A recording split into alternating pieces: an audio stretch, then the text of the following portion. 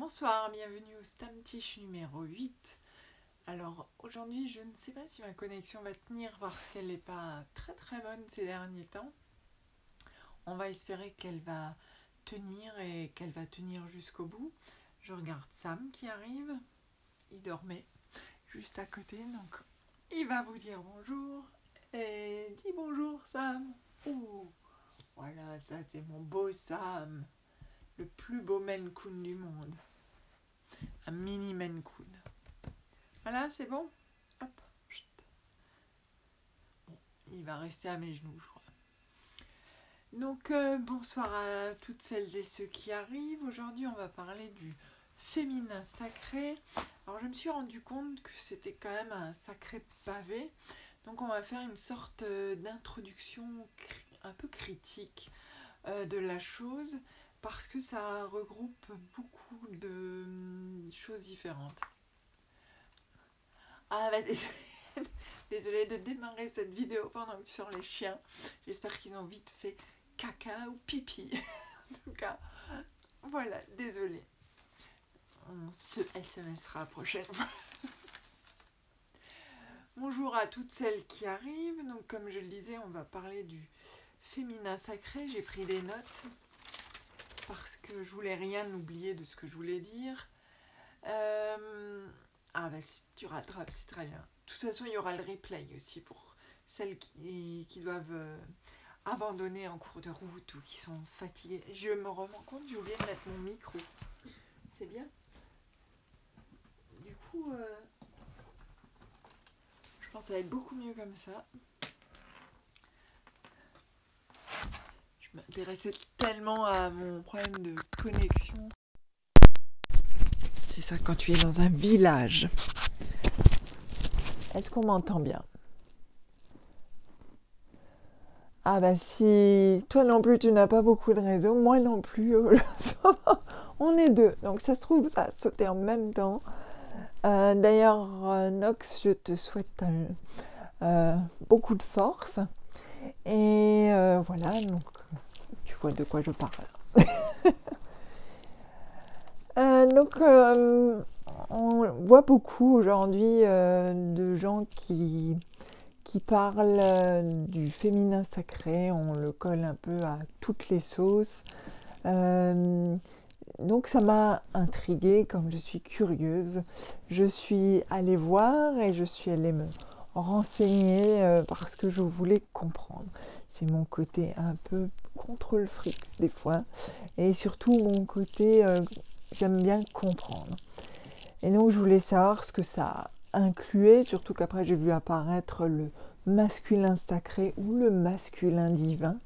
C'est vrai qu'en anglais on dit the divine féminine, vous apprécierez tous mon superbe accent anglais. Et je ne vais pas essayer de faire de répondre à une demande de participation en vidéo directe parce que vu que j'ai déjà un peu de complications à avoir du réseau, on va essayer de ne pas trop toucher. Il faut savoir que je suis maudite de ce côté-là. Bonsoir à celles qui arrivent, ceux aussi, s'il y a des ceux, c'est le aussi, tout le monde. Donc le féminin sacré, on le voit fleurir dans beaucoup de choses, dans la spiritualité forcément. Alors, on le voit aussi dans les tarots et les oracles qui sortent. C'est beaucoup axé sur le féminin, les déesses sombres. C'est beaucoup axé, les livres aussi, sur le féminin, ce qui est en soi très bien.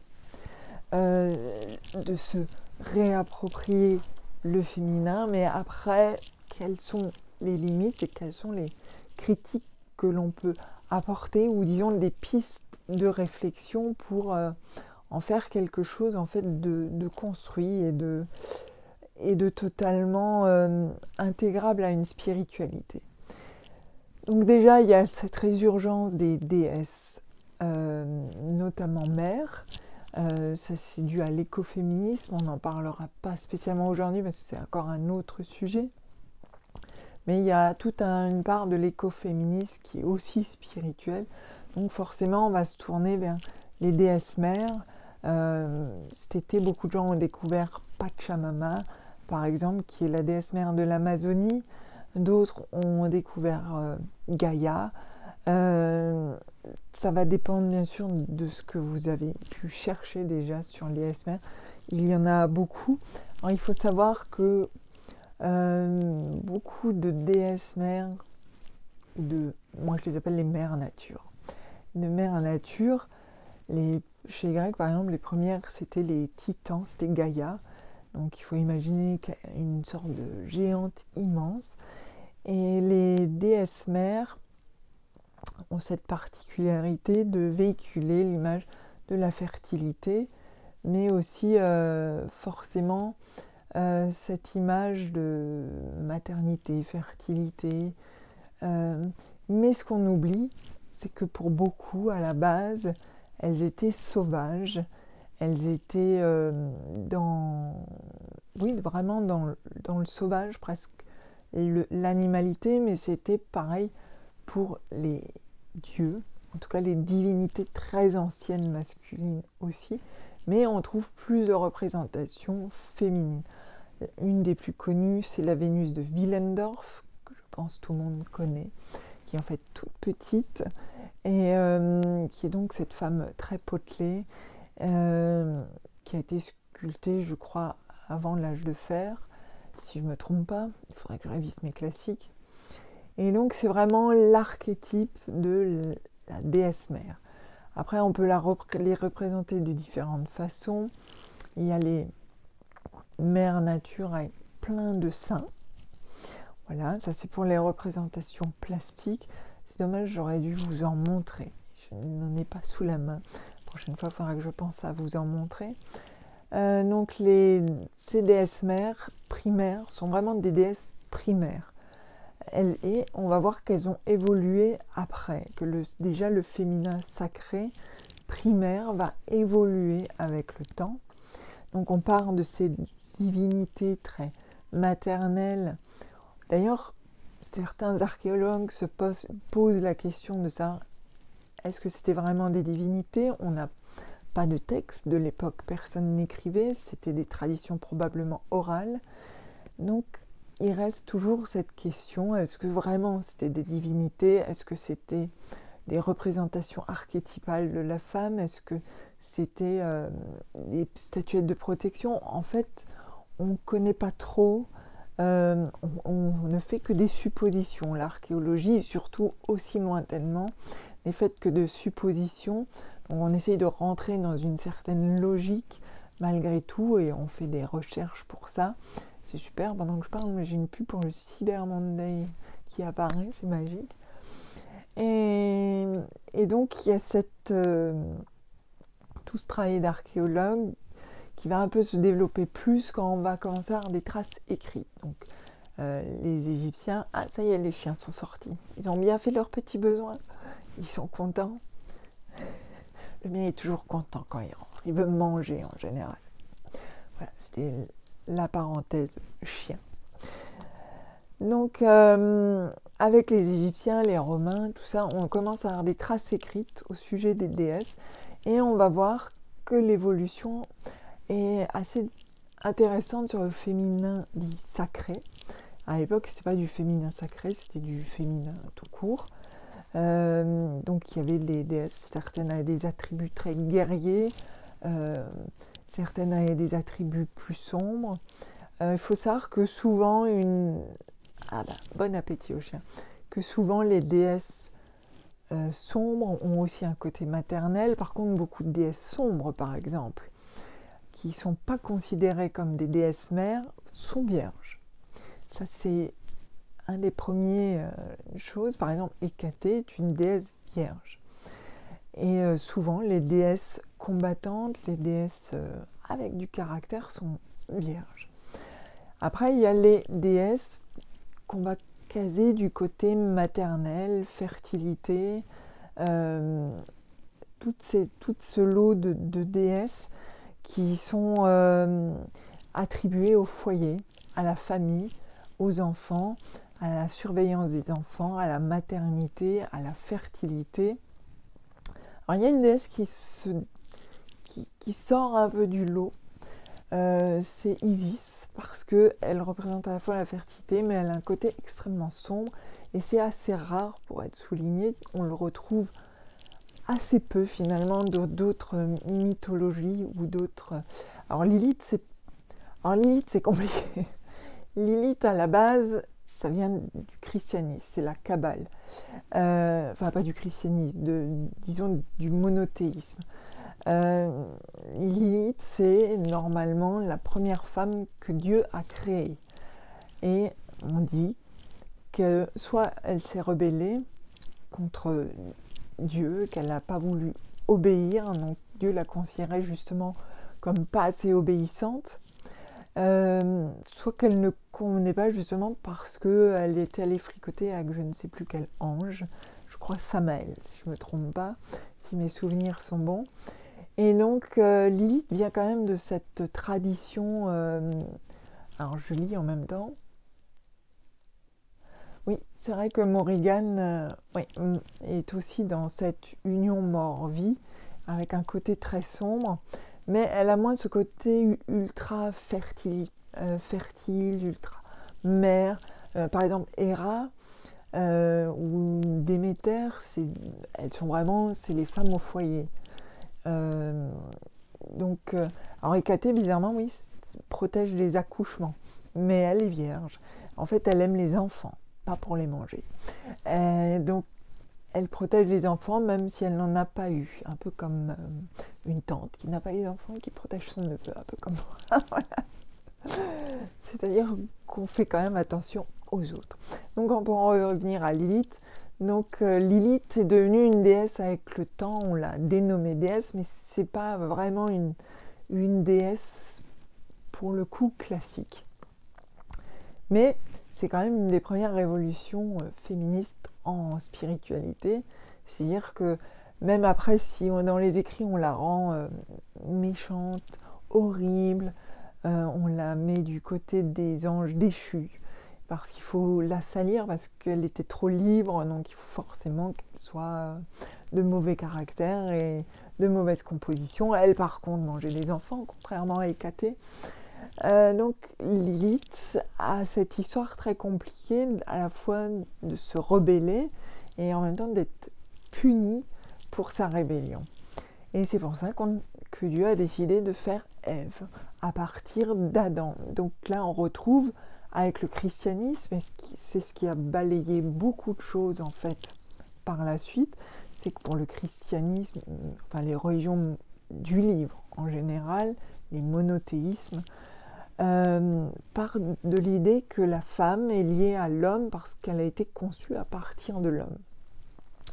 Dans le christianisme, ça appartient à la côte d'Adam, et donc elle se retrouve liée à l'homme rien que physiquement, elle n'a pas sa propre vie, elle est déjà rattachée à l'homme par ça.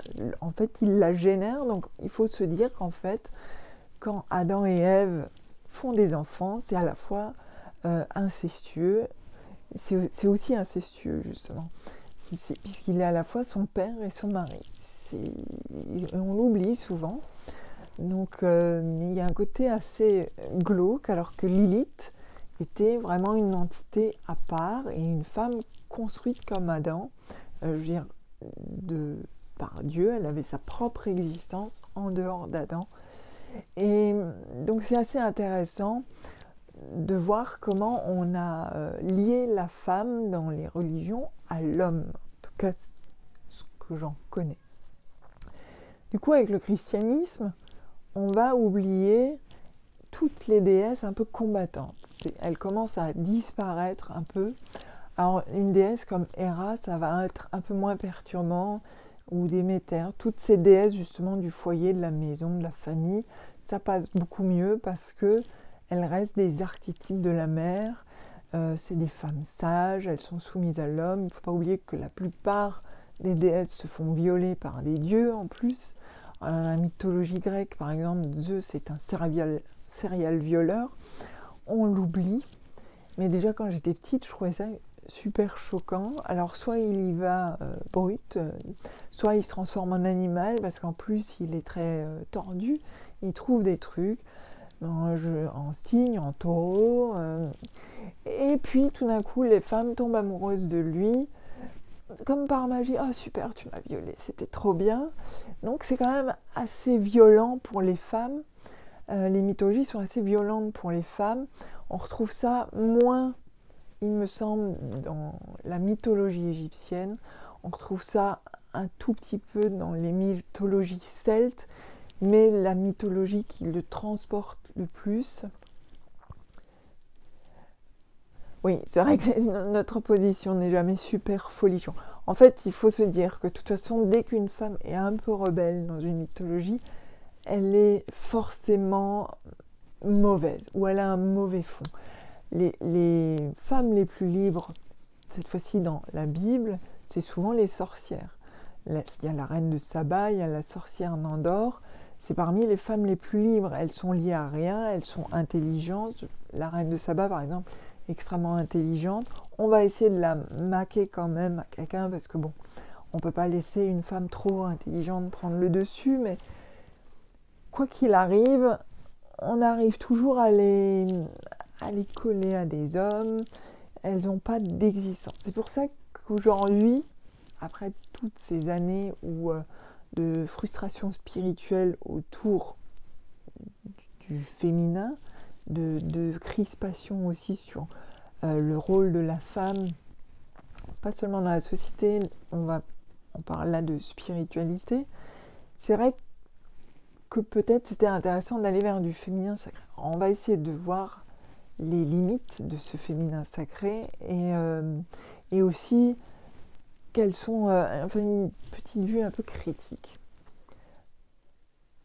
Ouais, tu es rebelle, tu es dans la mouise. Mais la rébellion, en fait, d'être différent. Souvent, c'est plus parfois être différent qu'une rébellion. Je crois que c'est la mécompréhension de différence. Et en ce qui concerne la femme, sa différence, c'est d'être femme.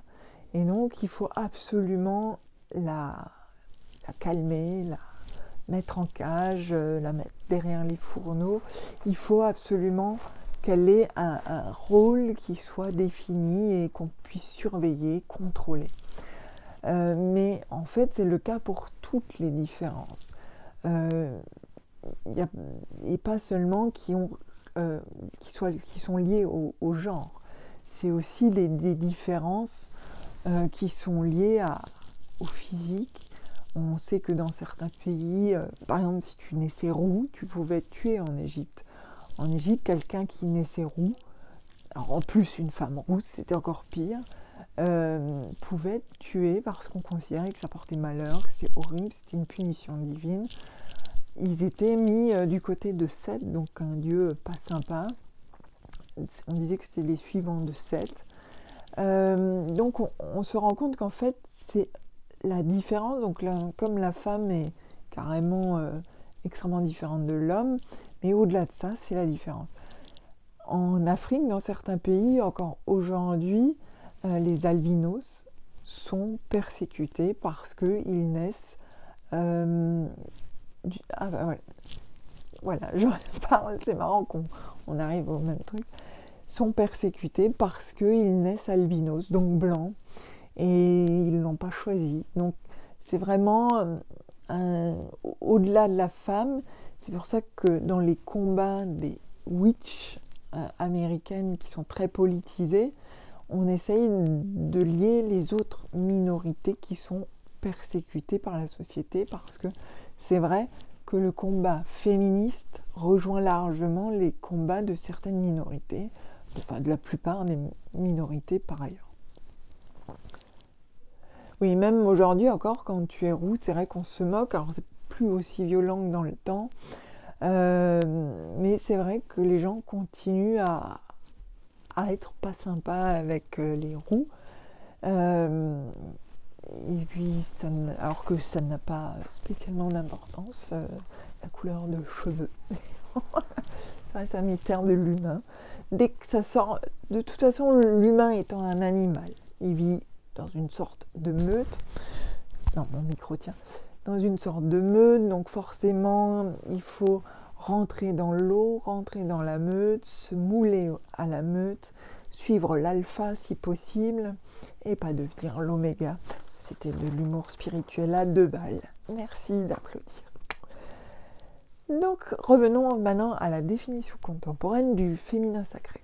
Donc, l'évolution du féminisme a fait qu'on est allé tout d'un coup en spiritualité chercher le féminin sacré. Alors, bien sûr, avec la résurgence de la spiritualité et de la sorcellerie, on est forcément allé vers les déesses et chercher parfois très loin ce qui est intéressant. Mais ça reste un concept relativement récent. D'après mes recherches, on va le situer dans les années 80, fin 80, peut-être 70. Il y avait déjà des réflexions autour du féminin sacré, mais plus dans le cadre du ce qu'on appelait le flower power à l'époque, du côté très hippie. Mais ça s'est plus politisé un peu après. Et aujourd'hui, ça se dépolitise un peu pour rentrer dans la sphère spirituelle. Et donc, on trouve pléthore de stages pour apprendre le féminin sacré. Donc, on va parler de ça maintenant. Donc, je suis en train de relire mes notes, parce que comme j'ai une mémoire de moule en plus. Donc, c'est censé émanciper les femmes, ce qui est très bien. On cherche toutes à s'émanciper, tous et toutes à s'émanciper dans une société qui parfois est un peu une prison, qui ne permet pas toujours de s'émanciper, soit parce qu'on n'a pas le temps, il faut travailler, on est quand même relativement dans des sociétés où on va demander d'être productif, donc la liberté est très dure à acquérir. Et donc, forcément, l'émancipation est pas facile à obtenir. Alors qu'en étant une femme, en plus, on traîne une histoire très longue de non-émancipation. Une émancipation qui se fait toujours encore aujourd'hui et qui n'est toujours pas parvenue à l'être complètement. Donc forcément, on savait que ça allait s'intégrer à des spiritualités. Donc pour certains, c'est de retrouver sa part sauvage, ce qui est une bonne chose en soi. J'en parlerai d'ailleurs au mois de décembre à travers Perchta et le challenge pour retrouver sa part sauvage, etc. Vous verrez ça. Mais le féminin représente toujours ce côté sauvage, ce côté maternel. Donc on revient sur ces archétypes très féminins, très la sagesse ancestrale, on doit apporter du soin aux autres, ce qui est très bien en soi, dans le fond, apporter de l'aide aux autres, etc. Mais on retourne quand même sur ces schémas types, j'appelle ça les schémas ERA, femme au foyer. Donc ça, c'est une des critiques que j'aurai, on verra plus tard. Alors, il faut aussi renouer avec son corps, ce qui fait qu'on amène des nouvelles injonctions. Alors en fait, pour moi, le féminin sacré, je dirais que c'est un peu le body positive de la spiritualité. En sport, vous avez le body positive, tu fais du sport, on te dit « Ah, c'est super, il faut que tu sois musclé, que tu sois fit. » Au revoir Nox. Je mettrai le replay demain, donc il n'y a pas de souci. Et repose-toi bien, surtout. Et donc, cette espèce de pensée body positive du sport, tu fais du yoga, tu fais du pilates, tu fais des tas de trucs, et quand t'en fais pas, tu dis « Mais je suis vraiment à côté de la plaque, je fais ni du pilates, ni du sport. Alors, je suis rien, je suis pas body positive, je peux pas mettre des jolis hashtags, j'aime mon corps. » Donc, c'est vrai que tout d'un coup, on arrive dans de nouvelles injonctions, aussi dans la spiritualité. Et c'est honorer son corps, et notamment honorer ses règles. Alors personnellement, ça c'est personnel, je n'ai pas franchement envie d'honorer mes règles. Elles m'ont toujours fait chier largement. Et donc, pour moi, ce n'est pas un symbole de féminité absolue. C'est même un truc relou dont je me serais bien passée. Et je pense que la féminité est ailleurs que dans son utérus et dans ses règles. On reviendra là-dessus. En tout cas, le postulat du féminin sacré, c'est d'avoir conscience de sa part féminine. Alors on vous dit, ah mais c'est avec le masculin, chacun une part de masculin, mais on a trop calmé le féminin, même chez les femmes. Non, c'est pas vrai. En fait, le masculin chez les femmes, on l'a jamais calmé, on a toujours poussé le féminin pour que justement elle soit soumise, pour que justement elle soit mère, femme au foyer. C'est toujours le féminin qu'on a mis en avant. On n'a jamais mis en avant le côté masculin des femmes, entre guillemets masculins. On lui a jamais dit soit guerrière, soit combattante. Quand elle l'était, on lui disait ta gueule. Donc non, ce côté féminin, en fait, c'est tout ce qu'on nous a appris sur tous ces siècles de travail. En fait, on n'a fait que penser notre côté féminin. Il fallait toujours coller à ce que doit être une femme, ce que doit penser une femme, ne pas dire certains gros mots, toujours être bien peignée, toujours être bien habillée, toujours bien penser à son mari. Donc, c'est un peu dommage de revenir sur quelque chose. Oui, mais c'est ça, c'est qu'est-ce que le féminin? On y viendra après, justement. Parce que là, on est vraiment dans le stéréotype du féminin sacré, c'est de te dire justement que tu dois retrouver ta part féminine, mais on n'a fait que ça. On n'est que dans notre part féminine. Donc peut-être qu'à un moment, il faut passer au-dessus et fraîche comme une rose et maquiller le matin. Et donc, ce qui me faisait rire aussi dans le féminin sacré, c'est qu'on lit ça à la lune, notamment avec les règles. Tu es sur un cycle lunaire, moi je ne suis absolument pas sur un cycle lunaire. Alors le mien il est cassé, mais je pense que je ne suis pas la seule. Et donc la lune c'est féminin, le soleil c'est masculin. Alors déjà en allemand pas du tout, parce qu'on dit der Mond, je le sais c'est mon nom, hein, der Mond, le lune, et die Sonne, la soleil.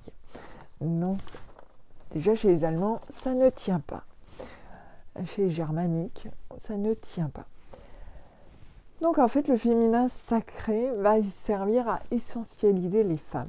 C'est un mot chic pour dire éviter de les émanciper et de les faire de nouveau aller vers leur part féminine, mais archétypale. Un jour, il faut que je fasse une vidéo sur l'archétype. C'est vrai que je vous parle souvent d'archétype. On en parle aussi en tarot. Et c'est vrai qu'il n'y a pas vraiment de définition. Enfin, il y a une définition de l'archétype, mais qu'on ne la donne pas souvent. Il faut que je pense à ça. Il faut que je le note. Et donc le féminin sacré devient forcément lié au masculin sacré. Et tac, on revient à cette chose où on nous remet encore du masculin et en te disant en plus à toi que tu n'es pas assez féminine. Par exemple, si tu as mal pendant tes règles, c'est que tu n'acceptes pas ta part de féminité. Ben si, mais j'ai pas le choix. Et donc on retombe sur les mêmes injonctions et on te dit tu dois aussi aimer le masculin sacré. Et donc du coup il y a des mecs qui vont sortir le masculin sacré et là ils retomberont dans tous les archétypes machistes contre lesquels on se bat depuis des années et qu'on essaye d'inculquer que non, ce n'est pas bien, sois un peu plus ouvert, ouvre-toi à la féminité, vois la femme comme quelqu'un qui t'est égal et pas comme quelqu'un qui doit t'obéir et doit te compléter. On ne doit pas forcément se compléter.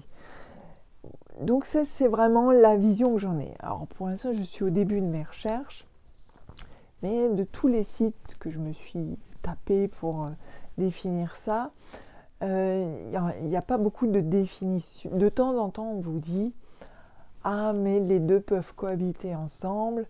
C'est très rare de trouver justement une définition du féminin, une définition du masculin, parce qu'on reste dans ce flou. Et c'est finalement dans ce flou que peut-être est la réponse. Voilà, assieds-toi comme une fille, oui, ça c'est un classique. Pense à tout bien faire. Moi, j'ai raté des portes dans le féminin. Alors peut-être que c'est pour ça que je suis critique sur la chose, mais j'ai dû rater des portes dans le féminin, genre faire la cuisine, le ménage, plutôt des activités dites d'hommes. Mais là, on va voir justement que personne en fait ne définit le féminin ou le masculin. Je n'ai pas trouvé sur ces sites une seule définition autour du féminin ou du masculin. C'est juste en fait le genre. Tu es femme, tu as un utérus, tu es femme, tu as des couilles, tu es un homme. Donc on s'arrête là. De temps en temps, il y en a une qui dit bon, je vais quand même mettre que on peut être un peu féminin quand on est masculin ou un peu masculine quand on est féminin, mais ça reste des choses très floues, très, très light.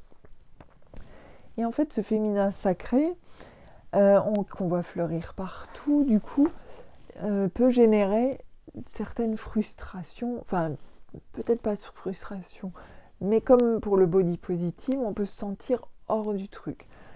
Quand tu fais pas de sport et qu'on te saoule avec le body positive, tu te mets à culpabiliser peut-être parce que tu te dis peut-être tu devrais faire, être body positive aussi. Et là, avec le féminin sacré, on se retrouve dans cette même problématique où on te dit, tu vois, tu dois aimer tes règles, tu dois te sentir bien, aimer ton corps, le regarder. Mais peut-être que tu n'as pas envie et que tu es féminine quand même, peut-être que tu n'en as rien à foutre. Peut-être que tu as juste envie de vivre ta féminité à ta façon. Et tu te dis, du coup, si je rentre pas dans ces cases, alors je suis pas féminin sacré. Alors je pense aussi, par exemple, aux femmes qui... bonsoir à ceux qui y arrivent, je suis partie, moi. Je pense aussi aux femmes qui peuvent pas avoir d'enfants, qui ont eu des soucis. Par exemple, les femmes qui n'ont pas de règles. Là, on reste sur le côté femme. Après, on viendra au problème justement du genre, qui est le problème en fait principal. Les femmes qui justement ne peuvent pas être des femmes complètement ou complètes dans la définition classique. Donc on coince ça dans un schéma.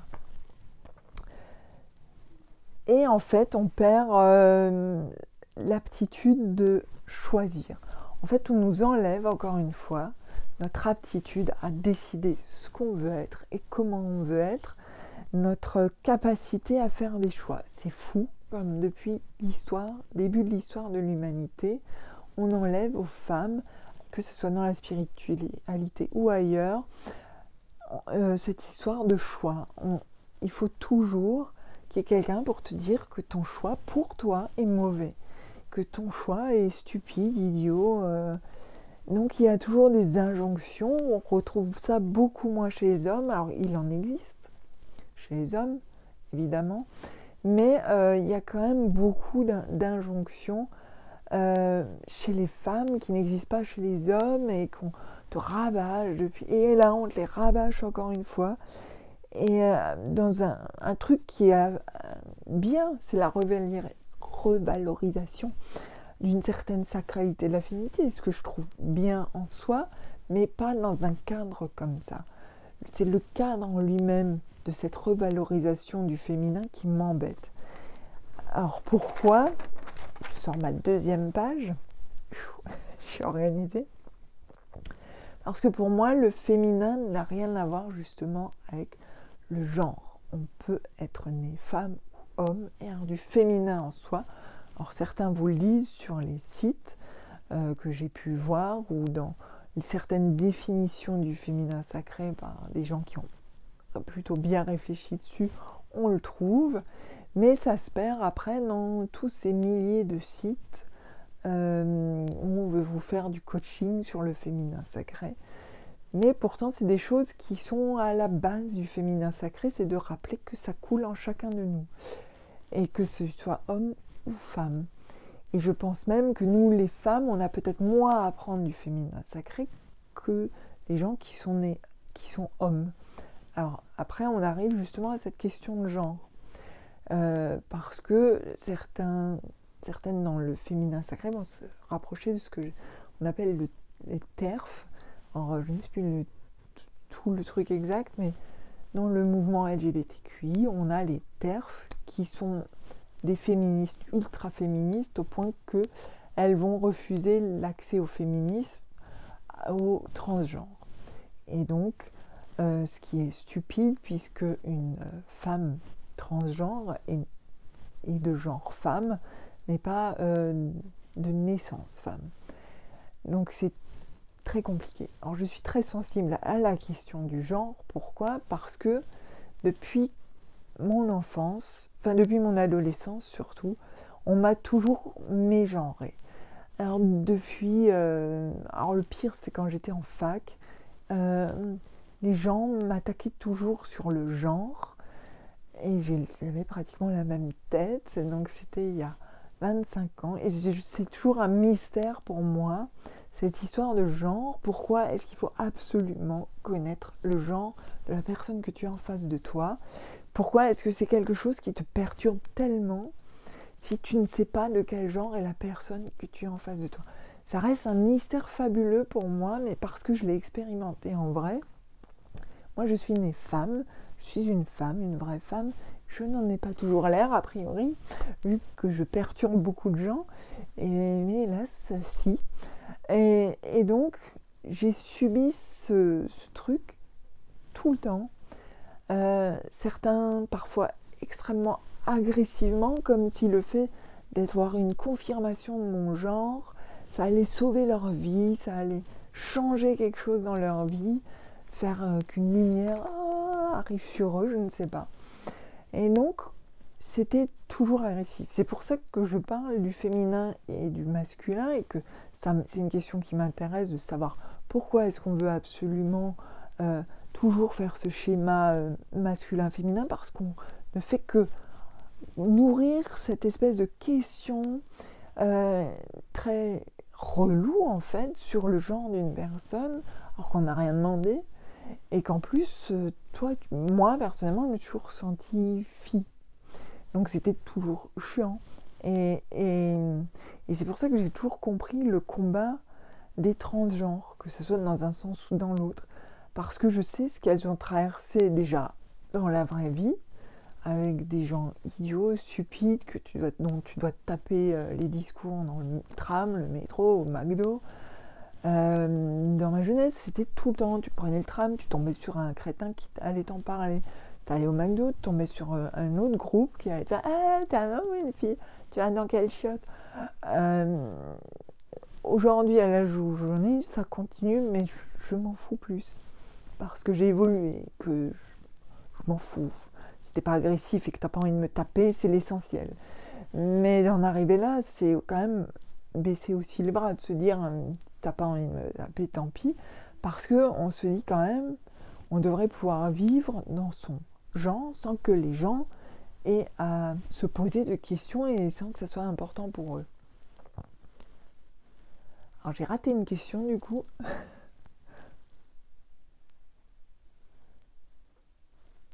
Comme quand on m'a dit... Oui, mais les gens ont toujours des questions sur les différences. Mais moi, la réponse que j'ai toujours pas eue, justement, c'est pourquoi ça les gêne autant. Alors, il y a une vidéo, je vais essayer de retrouver le lien parce qu'elle est très intéressante. Je l'ai vue au musée d'art moderne à Leipzig. C'est une vidéo, ça m'a scotché, ça faisait longtemps que j'étais pas scotchée pour une vidéo en art. Donc, c'était assez intéressant de voir ça. C'est que dans la vidéo, la fille qui a fait cette vidéo, en fait, était partie pour tout à fait autre chose. Et la vidéo est devenue un truc super intéressant, sociologiquement parlant. En fait, elle part dans les rues, je crois, de Miami, avec un masque, un peu comme comment ils s'appellent, qui font de la musique électro et qui ont des masques. Quelqu'un peut me rappeler le nom de ce groupe, parce que ma mémoire de mamie a oublié. Donc elle avait un masque, un peu comme ceux qui regardent Watchmen connaissent Miroir. Ben, c'était pareil. Elle avait un masque en miroir. Non, Daft Punk, merci. Et donc, elle était en jupe bleue, mini-jupe bleue, assez sexy, mais voilà. Et donc, elle va traverser... non, c'était des Daft Punk. elle va traverser cette rue et on va se rendre compte que c'était qu'une des questions qui revient le plus souvent, c'est « mais tu es un homme ou une femme ? Tu es un homme ou une femme ?» Et au-delà du fait que c'est extrêmement violent comme vidéo. Donc je vous mettrai cette vidéo en lien. C'est une artiste dont j'ai oublié le nom, et je retrouverai la vidéo parce que j'ai dû la mettre de côté.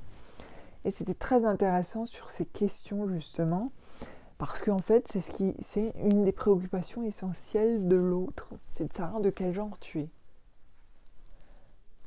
Oui, c'est très triste, mais ce qui est plus triste, qu'à la limite on te pose la question, soit, mais ce que je trouve vraiment très triste, c'est l'agressivité qui parfois en découle. Et donc, que tu saches pas te positionner sur un truc et que tu poses la question, soit. Mais tu n'es pas obligé d'être agressif. Et c'est ça qui est casse-pied, ou après d'être stupide, d'avoir des réponses idiotes, de faire « Ah oui, c'est de la dysphorie de genre, mais c'est une maladie, non ?» Donc non.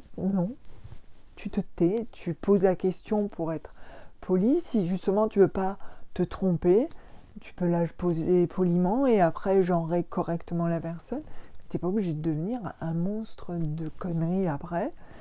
Comme je le vois dans certains commentaires, c'est fou. L'autre jour, il y avait une vidéo sur YouTube pour c'était un stylet, je sais pas quoi, et c'était une transgenre qui présentait, et ça a été l'essentiel de la discussion. Alors qu'on s'en fout. Elle présente une tablette graphique, quoi.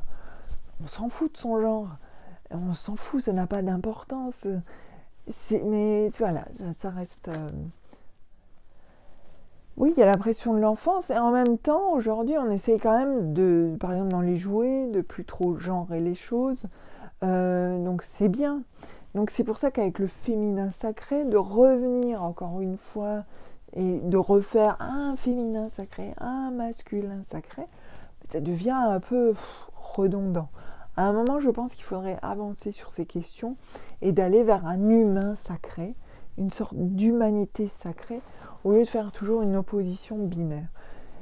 Et où chacun apprend l'un de l'autre, au lieu d'aller vers des divergences, d'aller plutôt vers des convergences, et que surtout l'homme, pour le coup, apprenne en fait ce qu'est une femme, mais en profondeur, ce qu'est le féminin, mais en profondeur. En fait, l'éducation, elle est peut-être chez les hommes qu'il faut le faire le plus. Oui, mais qu'ils soient mal dans leur peau, je comprends. Après, il y a aussi celles qui prennent ça comme une sorte de protection. Mais l'agressivité, on sait que ça n'a jamais rien réglé. L'homosexualité avait du mal. Je trouvais que dans les années 90, quand j'ai commencé à militer, c'était beaucoup plus... on avait presque plus avancé que maintenant. Maintenant, on a reculé sur ces questions-là.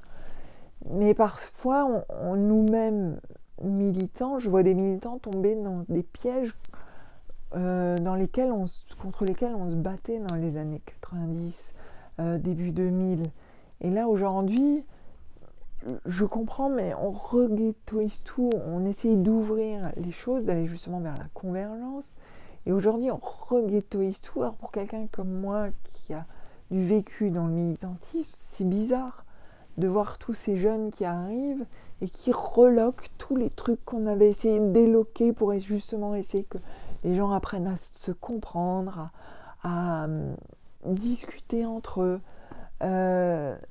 C'était déjà pas facile, on avait essayé de retisser des liens, et tout d'un coup, tout se remet à lâcher pour ce que je peux comprendre, parce que certaines minorités sont très attaquées, mais du coup, on redétricote des choses qui avaient été construites et sur lesquelles on avait réussi à avancer un peu, et on se disait, on va avancer. Et moi, je pensais franchement qu'à l'époque où on est maintenant, je pensais que ces questions dont on parle là seraient réglées, et je me rends compte qu'en fait, on revient tout le temps en arrière. En fait, l'être humain, c'est un cycle. Il revient toujours en arrière. Dès qu'il avance, j'ai trop avancé. Ah non, attends, il faut que je fasse quelques pas en arrière, sinon ça va pas du tout. En politique, c'est pareil, en tout c'est pareil. En fait, je crois qu'on n'arrive pas à retenir le passé déjà. On n'arrive pas à se construire une histoire en fait qui se suit. Et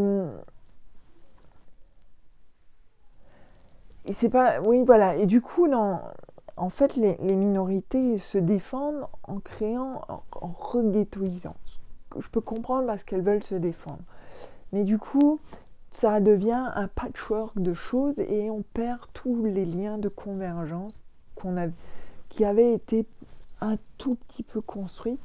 Alors, ce qui était bien, c'est que j'ai retrouvé cette manière de penser dans un reportage sur Arte, sur l'homocorps et le queercorps. Oui. Donc, je vais quand même expliquer ce que c'est le queercorps. C'est le punk gay trans LGBTQI en gros. Et donc c'était très intéressant parce qu'il y a John Waters, il y a Bruce Labrusse qui parlait. John Waters dit toujours des choses très intelligentes, il faut toujours écouter John Waters. Et donc il disait justement aussi qu'il fallait aussi sortir du trop grand sérieux. Et ça c'est vrai, c'est pour ça que j'essaie toujours quand même de rire un peu sur les choses. Parce que il expliquait qu'à un moment il faut, pour pouvoir faire passer des messages, pas tout le temps être sérieux. On le voit dans ses films, et ceux qui n'ont pas vu du John Waters, je vous conseille de regarder du John Waters, c'est très bien. Et sinon, si vous vous intéressez au punk, à la musique, vous pouvez regarder le reportage sur le queercore. Je crois que Sam est en train de faire caca, donc je pense que non. Quelques minutes, il va venir courir très vite. On va attendre, ça va être la surprise. Ah non, je crois qu'il est parti vers le salon dans l'autre sens, c'est bien. Donc, je crois que le problème en fait, c'est de... Oui, ça, mais c'est un punk, c'est du catcore. C'est plus Dean encore qui est... Dean, il est plus catcore que ça. Donc, pour en revenir donc, au féminin sacré, au-delà du genre, moi je trouve qu'on devrait travailler l'humain sacré. Et c'est ce qui m'intéresse moi, c'est de savoir si quelqu'un est sympa et cool, plutôt que de savoir si tu es féminin ou masculin, je m'en fous. Moi j'ai envie de quelqu'un... Eh non, il n'a même pas vocalisé, c'est frustrant. Je sais que vous êtes toutes et tous frustrés là parce qu'il n'a pas vocalisé. Je pense qu'il est allé miauler chez Papouni. Et je trouve que ce serait ça le plus intéressant. Et peut-être de trouver justement les points de convergence entre nous, d'essayer de reconstruire. Alors, c'est intéressant d'avoir des cercles femmes, des cercles d'hommes, mais je trouve qu'en conclusion, on pourrait faire un cercle ensemble. Et que chacun, après avoir discuté l'un avec l'autre, on pourrait discuter ensemble et voir ce chacun peut faire pour faire que ça fonctionne. Je trouverais ça beaucoup plus constructif que chacun faire son truc de son côté, dire ah ben, tu es le complément de l'autre, tu es le complément de personne. Et surtout, finalement, on s'oublie nous. Alors là, on parle aussi beaucoup d'ego en spiritualité, mais l'ego, c'est ce qui fait avancer. Et l'ego, c'est ce qui fait que tu peux être fier d'être différent. L'ego, c'est ce qui fait que tu peux t'affirmer en tant que personne différente sans pour autant être serial killer. Je veux dire, ton ego fait que tu assumes des choses et que c'est ton droit. Tu as le droit d'aimer des choses différentes et ne pas rentrer dans la masse. C'est ça qu'il faut réapprendre aussi à accepter la différence des autres. Si tu veux être différent, tu dois accepter la différence des autres. Un exemple qui n'est pas du tout sacré ni pop culture, moi une fois, c'est dans mon propre cheminement chez les Goths. Oui. Et encore que nous, on est relativement ouverts. Chez les Goths, je dois dire que quand même, à part ce qu'on appelle les poseurs, on est relativement ouverts. Oui, l'humain sacré qu'on doit aller. Mais ça, on a encore beaucoup de travail à faire pour ça. Et donc, je ne sais plus où j'en étais avec les Goths. Je vais retrouver ça. Ah oui, donc on est relativement ouvert, mais il y a quand même toujours des tensions. Mais dès qu'il y a un groupe, de toute façon, il y a des tensions. dès que tu rentres dans un groupe, il y a des tensions. Mais pour autant, on doit accepter l'autre. Et donc chez Egot, il y a ceux qui font « Ah ouais, mais lui, je le comprends pas ». Et tu lui dis « Mais tu veux qu'on accepte ta différence, donc tu dois apprendre à accepter la différence de l'autre. » Si l'autre a envie d'être en Birkenstock et en truc, et puis aimer les fleurs, et que toi, tu préfères être en noir et en Winkle Pickers et habiter dans la ville, mais c'est ton problème. Je veux dire, tu peux accepter que ce soit les deux. Et que chaque vie a sa propre façon de se développer. Chacun de nous a sa propre façon de se développer. Déjà parce qu'on n'a pas eu la même éducation, on n'a pas le même background, on n'a pas eu les mêmes épreuves dans la vie. Donc il faut toujours essayer de plutôt comprendre l'autre plutôt que se fermer. Alors, bien sûr, personne n'est un saint, ça se saurait, donc il y a toujours forcément des gens que tu vas détester, mais ça c'est l'être humain. Et même alors, en art, je dis toujours que en art, il faut connaître ce que tu détestes. Et il faut comprendre ce que tu détestes le plus si tu veux avancer. Et c'est un des conseils que tout le monde me regarde toujours un peu bizarrement, mais parce que je pense que il faut savoir pourquoi on déteste une chose et savoir si c'est une bonne raison de le détester ou si c'est une mauvaise raison et de savoir ce qui nous dérange. Et je pense que ça te permet, toi, d'avancer dans ta pratique artistique. Mais on fera un truc sur développer sa créativité en janvier. Comme ça, vous êtes prévenus, il y aura un challenge autour de ça où on parlera de ces questions. Mais il faut, et je pense que dans la vraie vie, il faut essayer de comprendre pourquoi on refuse une compréhension à quelqu'un. Quel est ce qui fait qu'on n'aime pas quelqu'un. Moi, en général, j'aime pas les gens qui détestent tout le monde, qui haïssent tout le monde entier.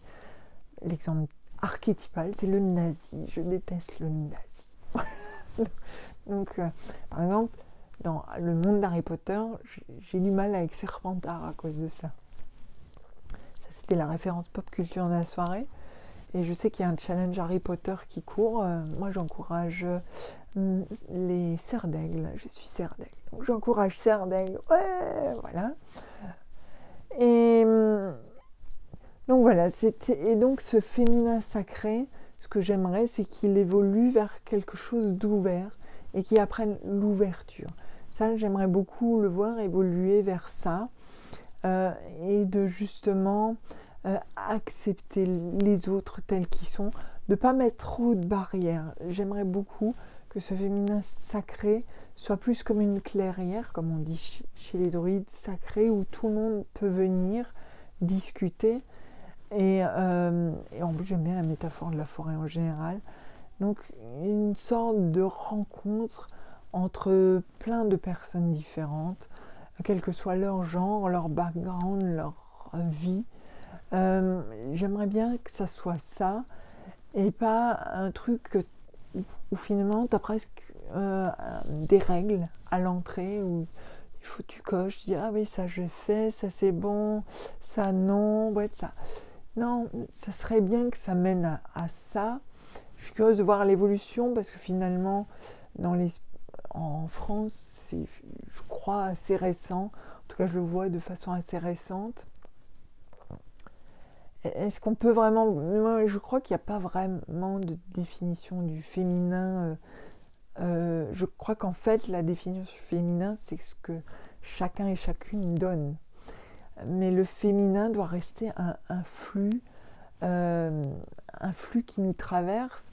Mais en fait, je crois que le féminin n'a d'existence que quand on est dans une binarité de genre.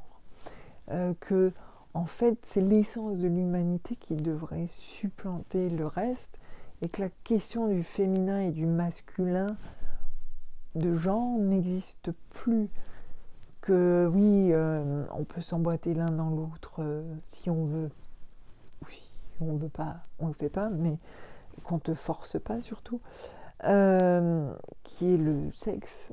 Ça, t'as pas le choix, t'es né homme ou femme, mais qu'après, que tu puisses le vivre de façon totalement ouverte.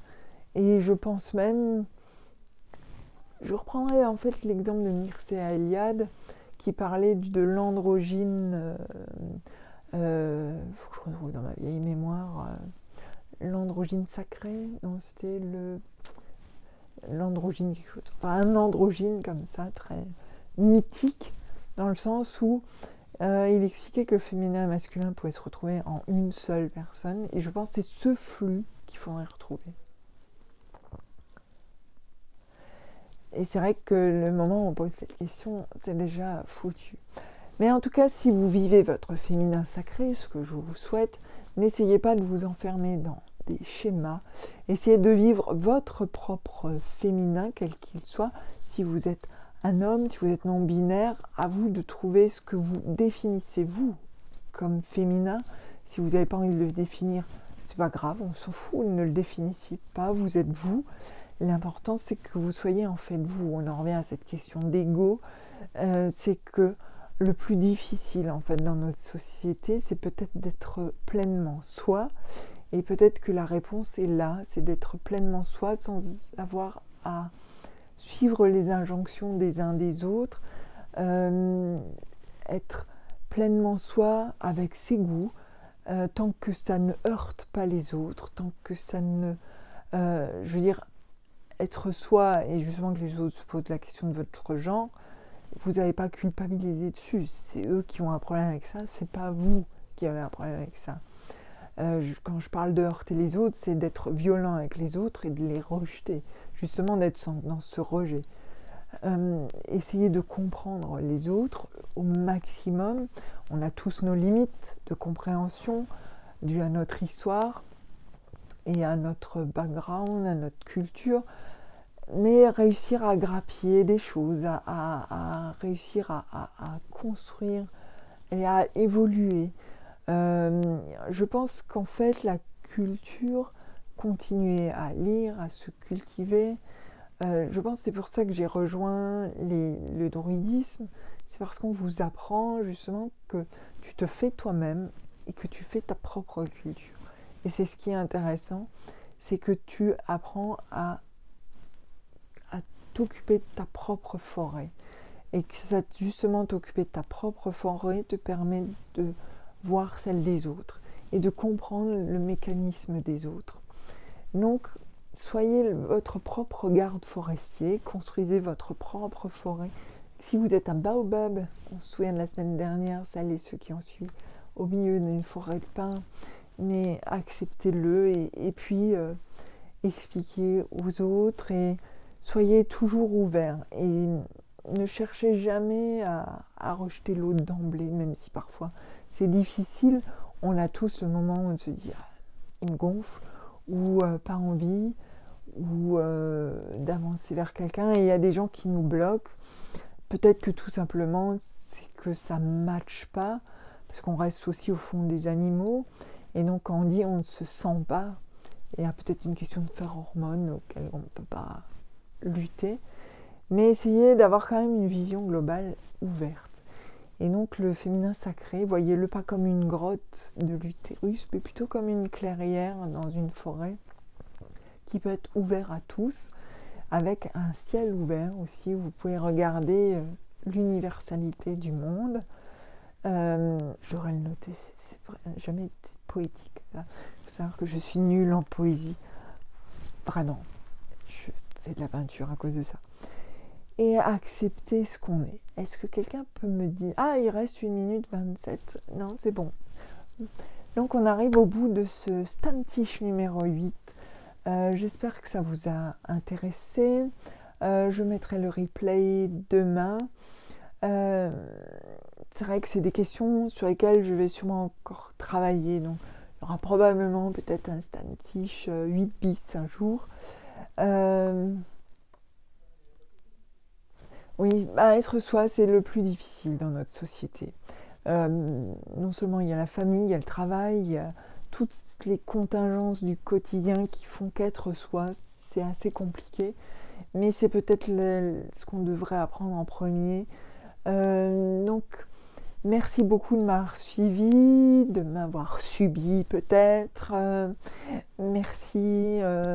Si vous regardez le replay sur YouTube, vous pouvez vous abonner en dessous. Je suis pas youtubeuse, hein, désolée.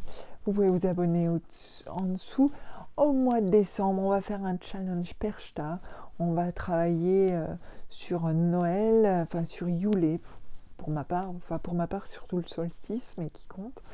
Et on va travailler, je vais vous raconter des histoires, du folklore, autour des grandes chasses, autour de l'homme vert. On va faire un truc un peu cool pour le mois de décembre. Et bon,